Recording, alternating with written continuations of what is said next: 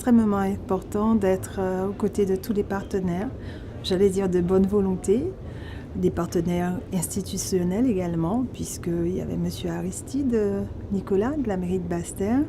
La région a aussi été invitée. Nous étions invités à un déjeuner de travail avec le commandant du Prince Ndam qui vient depuis 24 ans à Basse-Terre. C'est l'un des plus fidèles bateaux de croisière pour Basse-Terre. Et cette année, eh bien, sont des autres qu'à Mettons-Lode. Grâce à Maria, nous avons tellement de bateaux de croisière qui viennent puisque d'autres îles à nos côtés n'ont pas pu les recevoir. Nous savons aussi que les ouragans sont passés par là, les cyclones sont passés par là. Et nous avons au moins cette chance. C'est une chance et une opportunité à saisir. Alors, vous me dites, et le département, que fait-il dans cette croisière? Bien d'abord, le département, c'est celui qui a le plus gros foncier sur le sud Basse-Terre. Nous sommes à Basse-Terre, nous sommes dans le périmètre du sud Basse-Terre. Nous avons d'abord comme politique, au niveau de cette gouvernance de Mme Josette Borel-Lincertin, notre présidente, et de tous les vice-présidents et des commissions associées, nous avons la valorisation de nos sites patrimoniaux.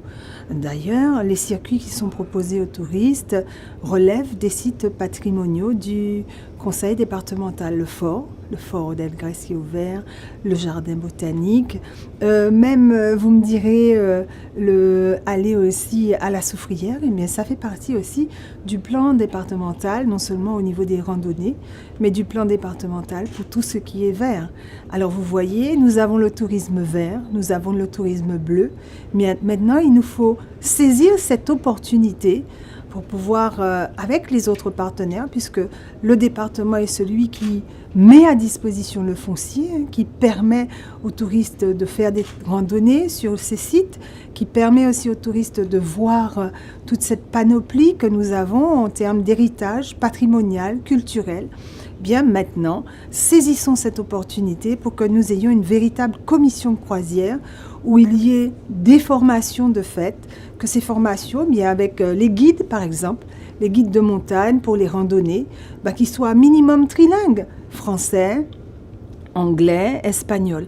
Alors c'est vrai que la maison du tourisme depuis, puisque vous m'en avez parlé, la maison du tourisme depuis près d'une vingtaine d'années maintenant, avant c'était Émeraude, après c'est devenu la maison du tourisme avec monsieur Henri-Marie que l'on ne présente plus, a cette spécialisation, on pourra dire, cette expertise d'avoir non seulement des guides trilingues, vous en avez vu sur le bateau, Laetitia, Dolores, qui elle est aptère, Laetitia est ici, elle s'occupe de tout ce qui est circuit. Donc nous avons aussi cette opportunité, nous départements, d'étudier un schéma supplémentaire qui nous permettrait d'avoir une assise et qui permettrait également non seulement aux Guadeloupéens, aux résidents, mais également aux touristes de voir ce joyau. Ces joyaux, les joyaux verts que cette île ou cet archipel de Guadeloupe détient. Alors, on me parle de maison départementale du tourisme ou encore même de la maison de la randonnée. Pourquoi pas? Nous avons quand même pas mal de schémas qui sont là à étudier. La présidente aussi verra, puisqu'elle a effectivement son regard. C'est quelqu'un qui quand même a initié le CTIG. Vous allez me dire dans une autre vie, quand elle était à la tête de la région. Donc, il y a de l'expertise, il y a des bonnes volontés, il y a des forces vives. Vous avez vu les commerçants de Basse-Terre et la représentante, la présidente de l'Union des commerçants de Basse-Terre qui aussi était présente et qui ont cette volonté de vouloir animer, irradier la ville.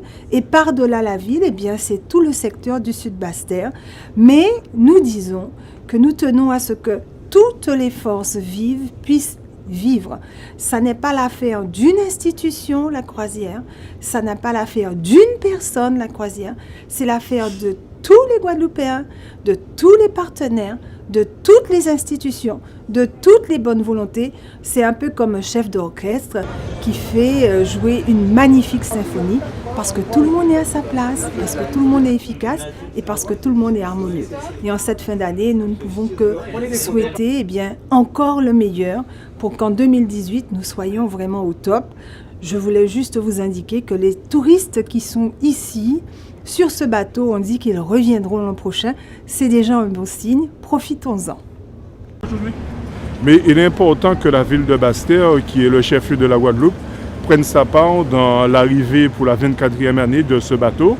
Et nous, à la ville de Basse-Terre, nous avons toujours le souci de pouvoir bien accueillir les touristes à travers toutes ces entités qui sont présentes, que ce soit les commerçants, que ce soit la population, que ce soit les élus. Nous sommes tous mobilisés et surtout que nous voulons, au-delà de Basse-Terre, pointer un rééquilibrage du territoire et de pouvoir faire en sorte que le sud Basse-Terre aussi ait son mot à dire de le développement touristique de ce pays. Donc cette année-ci, nous avons pu mettre en place pas mal d'actions, mais il faut savoir que l'année prochaine, que l'accent sera mis vraiment sur le développement touristique. Il faudra surtout penser à ce qu'on mette en place le développement de l'arrière-pays.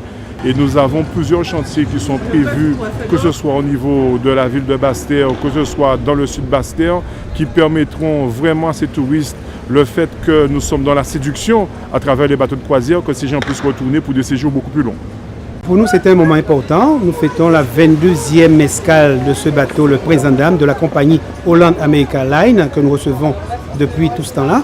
Et il est important pour nous de marquer le coup et de monter avec une équipe la plus diverse, la plus diversifiée, la plus équitable possible, de façon à aller rendre une visite de courtoisie au commandant et le remercier de mettre ce bateau au port de Basse-Terre. Ce qu'il sait faire depuis 22 ans. Toujours, notre équipe est toujours mobilisée. Nous avons des guides interprètes en nombre. Nous avons des hôtesses d'accueil. Nous avons également notre groupe fétiche, les balisiers, qui vient avec ses superbes belles robes colorées, mais également avec de très belles chorégraphies. D'ailleurs, ce soir, avant le départ, nous faisons toujours cette belle chorégraphie de départ sur la musique de Barry Linton. Donc, toute l'organisation sur l'allée des croisiéristes ainsi que sur l'esplanade est faite de telle manière que le touriste se sent accueilli. Et c'est cette organisation que nous avons mise en place dès l'origine, c'est-à-dire depuis 1993, avec le grand frère de ce bateau, beaucoup plus grand, qui amène environ 2000 voire 2500 passagers et qui s'appelle le Statendam, qui n'est venu que 2 fois. Il y a beaucoup de choses à faire. Il y a des circuits à monter avec des tarifications mises en place dans l'espace, dans le cadre d'une commission de croisière, que j'appelle de mes voeux, que nous avons mis en place. Ça fait plusieurs années au sein de la CCI, quand la CCI de Basse-Terre existait. C'est toujours ce schéma-là que j'adopte. Et je dis que c'est avec cette commission croisière qu'on peut mettre en place des circuits, de bons circuits touristiques avec des tarifications. Le circuit sans la tarification n'est pas bon. Donc il faut également que nous puissions bien étudier cette tarification de façon à ce qu'on n'entende pas souvent, comme je l'entends encore aujourd'hui, que les taxis sont trop chers, que les circuits sont trop chers. Donc il faut tenir compte d'un certain nombre de paramètres. Bien sûr, le CSP, c'est-à-dire la CSP, la catégorie socio-professionnelle des passagers, des croisiéristes, mais également de la valeur marchande de ces circuits-là au niveau local. Tout à fait, c'est un moment important pour le centre-ville. Les commerces sont ouverts, les forces vives sont présentes et nous sommes prêts à accueillir ces touristes. Tout à fait, c'est pas la première fois.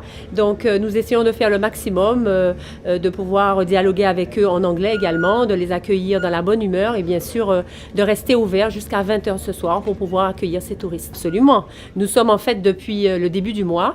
Ça continue ce soir, ça continue demain. Nous sommes à la disposition de la clientèle et bien sûr en même temps et en parallèle, il y a ce bateau qui est présent.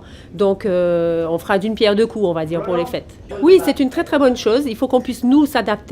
Il faut qu'on puisse avoir de quoi accueillir et travailler sur l'accueil de cette clientèle, puisqu'ils viennent chercher du soleil, ils viennent chercher de la bonne humeur, ils viennent chercher des produits de qualité, des produits locaux.